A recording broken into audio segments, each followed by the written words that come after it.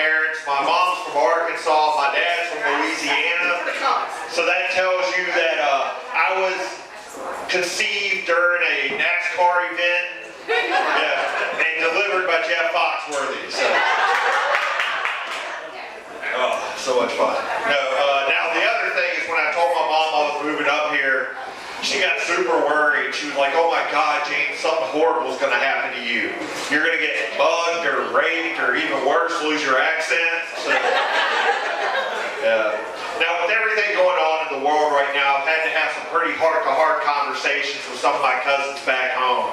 And a couple weeks ago, I was talking to my cousin Dave, but I promised I wouldn't use his real name, so we'll call him Dale. But I told him, I said, "You gotta quit wearing the Confederate flag, man. You can't keep supporting losers." He's like, "But your parents support you, so." But then he tried to use all the excuses that you hear. And the first one, he's like, "No, the South's gonna rise again. We'll get them next year." I'm like, "Dude, you're not the Phillies. You can't lose year after year after year."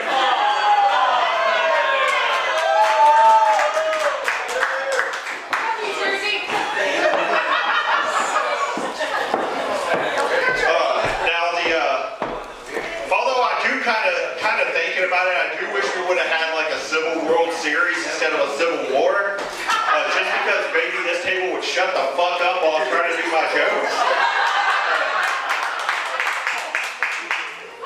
But no, the reason I say that is because if you didn't know it, like the Super Bowl, the World Series, like the losing teams' hats, shirts, and jerseys go to like underdeveloped areas, so you could have some kid wearing like a Lee's #1 shirt in some place like, I don't know, like Argentina or Ghana or wherever the hell Drew's from. Yeah. Then the next thing our cousin tried to hit me with, he was like, "Nah, James, like the flag's about heritage, it's not about hatred." And I was like, "You're full of shit too." And here's why, because if you look like a terrorist, people will treat you like one. Because if you see somebody in sheets and a hood, you think they're in the Klan. Yep. If you see a group of old white guys over by the Little League field, you'd think they're retired priests. And if you see a pothead in a corner crying with a little green sash on, you know it's Girl Scout cookie time. Now, not only did I grow up in the South, but I also grew up Irish Catholic.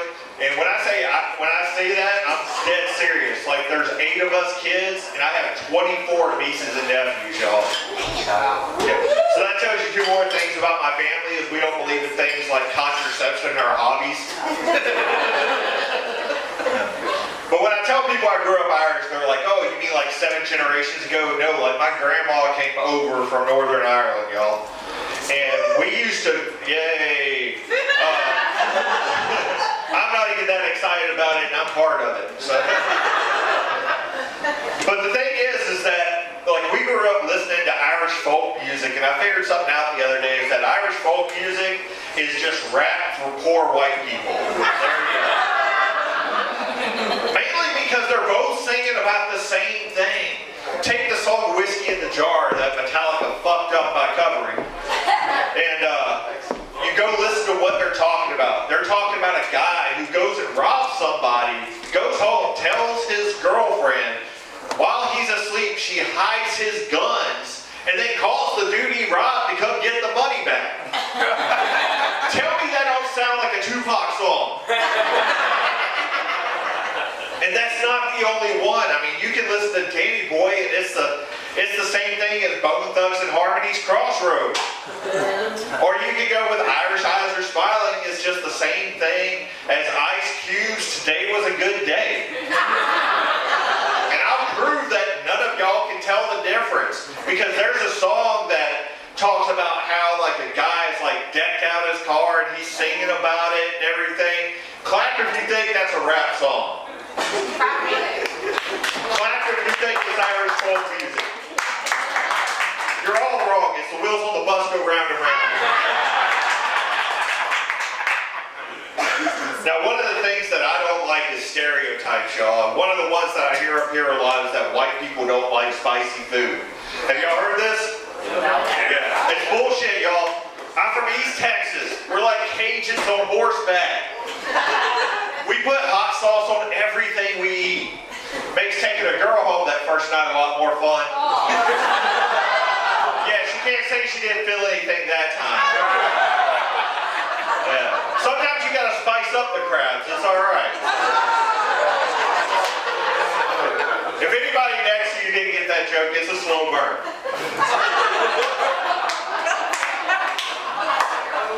Now this morning I got behind a car and it had those little family stickers on it. You know what I'm talking about? It has a little dog, the cat, and the wife. But where the husband was, there was a big red X on it over him. And I was like, man, if I get up next to this lady, I gotta let her know there's easier ways to let people know you're single. Like getting on stage and being like, hey, I'm a comic, I'm single. There you go. But I am single, except for I know why. People look at me and they see the beard and the beard cut, and they're like, is that a masculine lesbian? Like, what's going on? No, the last girl I dated was actually kind of weird. And when I say that, I'm not talking about the kind of weird, like roll over, bite the pillow with the safe words orange. Not like that. It was like every 28 days she'd come home with a fifth of whiskey, and I'm like, honey, what are we celebrating? She's like, it's not a Father's Day.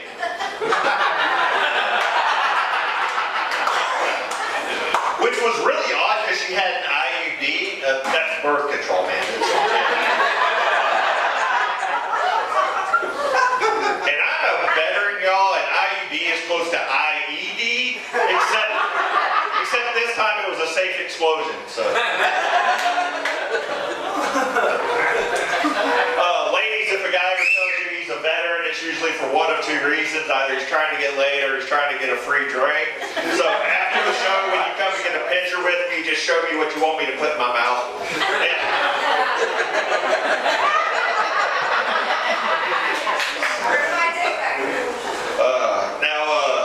Ladies, I'm usually, when I'm walking around, I have that little white cotton mask on, and I have learned why y'all get waxed now. Jesus Christ.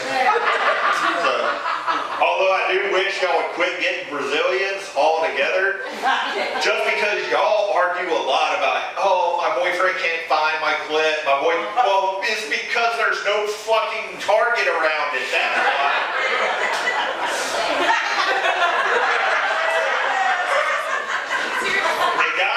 You're not off the hook with that either. Like, you need to find the clit. It's behind the right knee. Come on. Although I was trying to think about it the other day. I was trying to think about the first time I heard about a clitoris. And I was about 8 years old. And my older brother and his football buddies were talking about it, except for they called it a clitoris. So I thought it was a dinosaur. Mainly because most guys have still only seen them in books.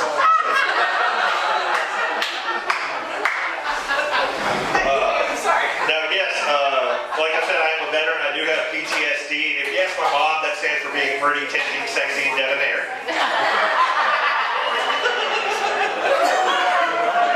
Usually I get a whistle out of that. Y'all are assholes. Jesus. No, it's too fucking late now. I had to ask for it. So. But I am trying to, I have started trying to cut weight. One of the things I found out is y'all are prejudiced against guys in jogging pants. So if you see somebody who's in really good shape, none of you fuckers. And y'all look at me and you're like, oh, this dude just came from working out. And then you see my fat ass and you're like, oh, this guy just came from working on a pizza. But I really did, before everything got locked down, I really did try and put into everything. And I went into the doctor and I was like, what do I got to do to lose weight? He's like, oh, we're going to give you a Fitbit. Goes on your right wrist, measures the motion in your wrist, so it'll tell us how much you worked out. And the only thing I learned the first 2 weeks is that I drank for 3 miles a day. Yeah, and by the way, Geico, fuck you for stealing my joke and not paying me for that.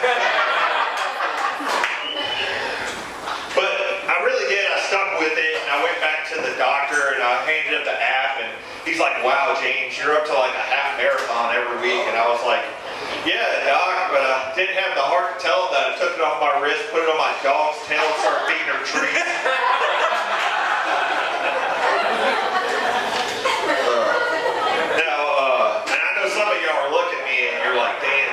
you're better, why aren't you in better shape? Well, round is a shape, so fuck you.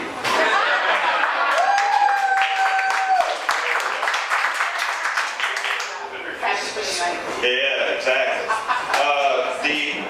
Now, like I said, I am a veteran. I did 15 years as a paratrooper in the U.S. Army, so.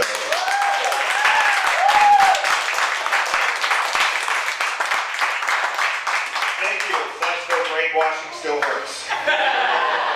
Do we have any other veterans here tonight, though? None? Oh, fucking awesome. I love it. I get all the shots afterwards. Fucking But yeah, 10 years of that was spent in combat, so no quick movements in the shadows, and we'll all be all right. Yeah. Sometimes when I finish my sets, people will come up to me and they'll say, "Hey James, thanks for your service." And tonight I want to say thank y'all, because for 15 years you paid for my housing and food, for my alcoholism, and for the shittiest vacation ever.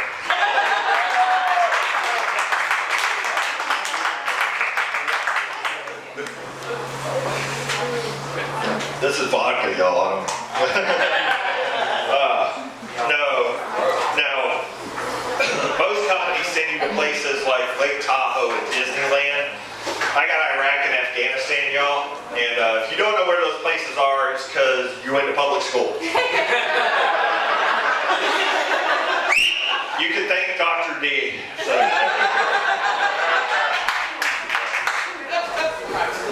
Now, not all deployments are bad. Don't get that idea. My first deployment, I joined at 17, and at 17 years old, I got told we were going to Brazil.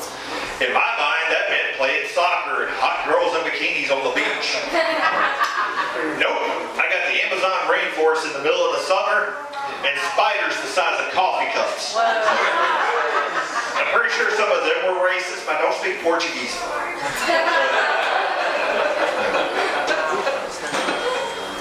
Now, eventually, after you deploy enough, you got to go see the psychiatrist, and I got taken to see mine the first time. Yes, that is the right word for that too, taken. And when I got there, they asked me, they were like, "James, you're here for PTSD. Do you know what that stands for?" And I was like, "Well, if you ask the cops that brought me in, it stands for put the shotgun down." I was just doing my Kurt Cobain impression. I didn't understand it. So. For those that may have forgotten, he blew the top off a 90s rock.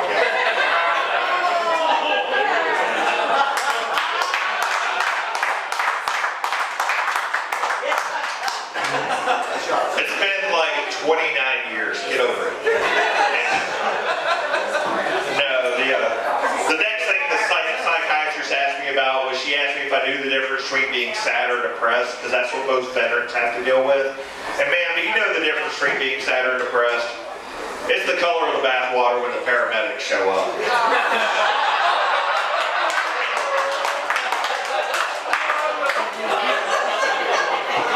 And then the psychiatrist wanted to ask me about my sex life, and I know none of y'all want to imagine me naked. It's okay, I'm body positive. So. But I thought I'd have some fun with her, so I told her I like to choke myself while I masturbate. You know what that's like?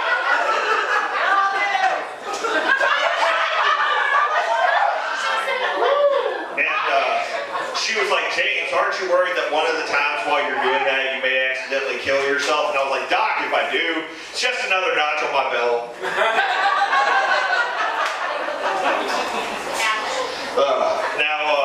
One of the things that's kind of interesting is 1-800-SUICIDE is the suicide prevention hotline, if you didn't know. And I always wondered, why do we have to put prevention in there? Like, is there a suicide assistance hotline? Like, you call them up and they're like, "You were going to do what? Take pills? You pussy." Check this out. We have a box on its way to you, and it's going to contain 3 important things. It's going to contain gun-flavored mouthwash, an assortment of ropes, and our newest book on how to tie the perfect noose by Anthony Bourdain.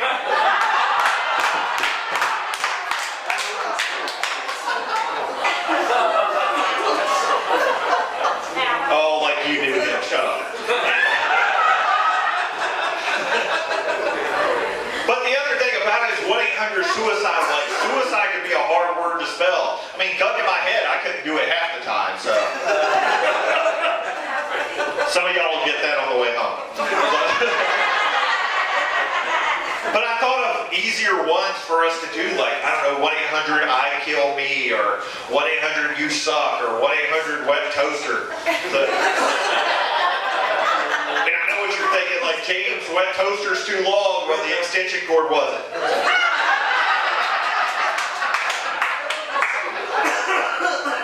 Now, I know I've done a lot of suicide jokes, and that's not usually anything to joke around about, so if you have anybody going through some stuff right now, please give them a hand, because then it's homicide.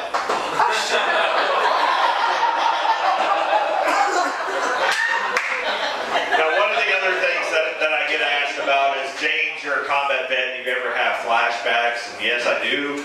I'm on my medication, though, don't worry about it. But the thing that I found out about flashbacks is a lot of people don't know how they work. Like, essentially you get to relive your worst moments in life over and over again, kind of like when the Eagles think about signing Carson Wentz to another.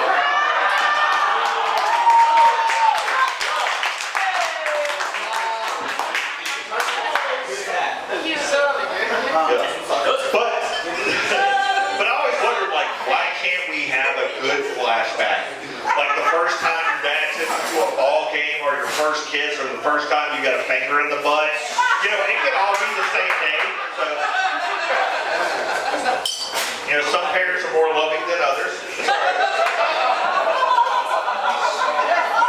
But like, I remember my first kiss, like it's usually a good thing, people's first kiss. Like, ma'am, do you remember your first kiss? Yes. Oh, well, I wasn't pointing at you. It's okay. Her? Yeah, do you remember your first kiss? Oh, wow, she said that really quick. She was like, the priest was amazing.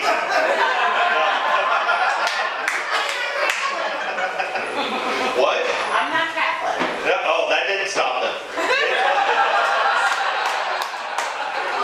But like, I remember my first kiss, like I was all excited. She was really firm, and I'm not allowed in that cemetery again, y'all. Yeah. Now, part of my PTSD is I do have paranoia, but everybody gets paranoid every now and again. Like, you ever driving, take a right-hand turn, the car behind you takes a right, then you take a left, they take a left. Now all of a sudden you're like, oh shit. Is that the FBI? Is that my ex? In my case, it's just another fat guy going to a buffet. So. Another wonderful part of it is I have social anxiety, and I know you're asking, like, James, if you have this many issues with PTSD, how do you get up in front of people? Lots and lots of alcohol. So.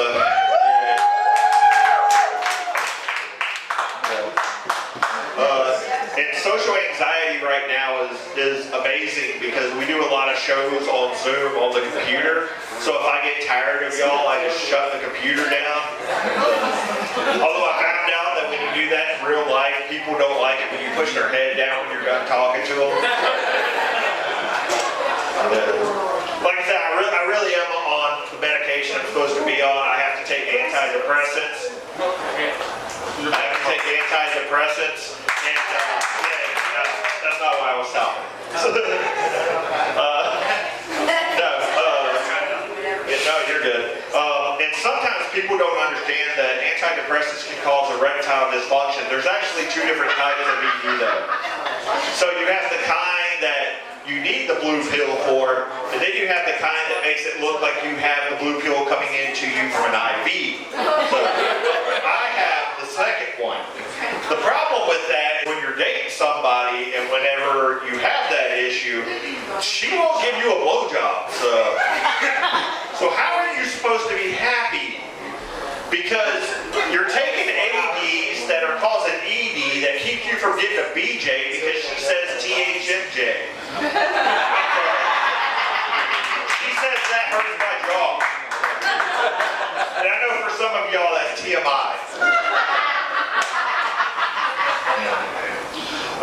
Now, despite my social anxiety, I also do public speaking and I go out and talk to schools. That's right, I am loud around kids. So.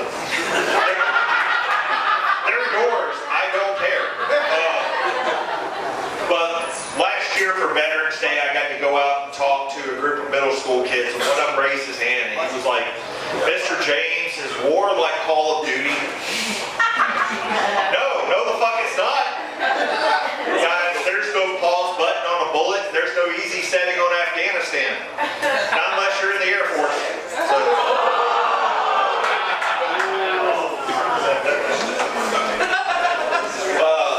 Now, one of the other things, I know we had Veterans Day early in November, and I really wish I would stop telling your kids to be like veterans, but I'm not giving up my one free Applebee's meal a year. Let's get that straight. Mainly, the reason I say that is because there's a lot of repugnant shit that happens in the military that you do not know about. So I'm going to tell you about now. One of the things, just imagine you take 4 18-year-old men, full of testosterone and Bud Light, you put them all in a room together. There's not a virgin goat on that post. And that combination is how you get something called gay chicken. And no, that is not the newest meal coming out of San Francisco. I'll clarify that. But what gay chicken is you have 2 guys sitting really close to each other. They put their hands on each other's thighs and slowly start moving up until one of them freaks out or they touch dicks. Here's the thing though, y'all. I was in the 82nd Airborne. We have to take things to another level. So what we did was we changed the game a little bit. One guy gets on his knees with his mouth open. The other one goes about 5 feet away and pulls his dick out, and they start waddling towards each other. Now you may be asking, James, did you ever play this game? And no, I did not, because I saw no way to win. Because either you got a dick in the mouth or you got called a bitch. There you go. Does anybody here believe in reincarnation? A couple people, awesome. Y'all can come back, the rest of you can fuck off. But the reason I asked that is my last tour in Iraq, I was almost blown up 3 separate times by suicide bombers. For $20 after the show, I'll show you the scars. It's amazing. But since I've moved up here, I've almost hit 3 separate deer. Now you may be asking, James, what does a deer and a suicide bomber have in common? And it's not the color of their skin.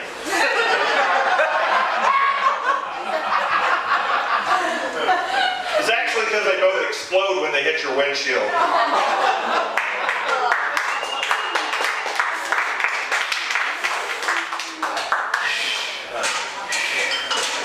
Thank God for vodka. Alright. Now, eventually I did have to get out of the military, and obviously I did. But I thought when I got out that people would be afraid of me. Like, I have a beard and 13 tattoos, y'all. Like, and I know what you're thinking, like, James, you have 13 tattoos because there were 13 states in the Confederacy.